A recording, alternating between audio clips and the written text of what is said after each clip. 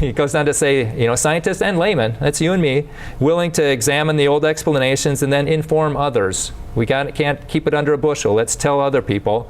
And then we have to be able to withstand the scorn and misrepresentation from those whose income and prestige are tied to the old paradigm.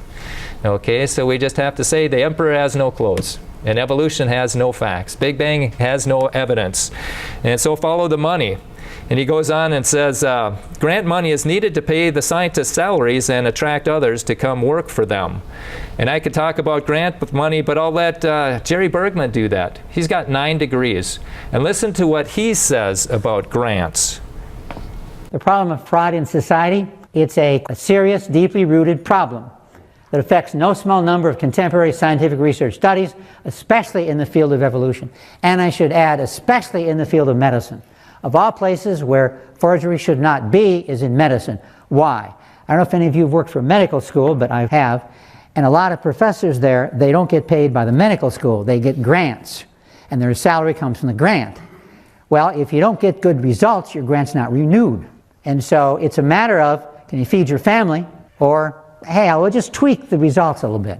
So there's a strong incentive today for forgery in science. And so therefore there's an epidemic of forgery in science, and in medicine especially.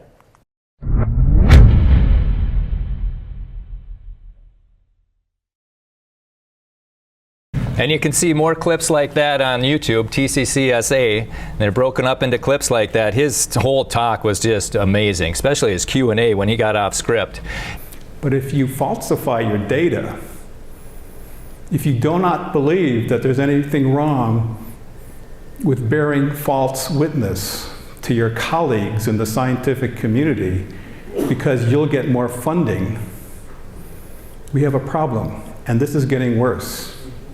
I know people doing this in the field of genetics, get more funding. They publish the data about some of their research, but it's not true, and it doesn't help science.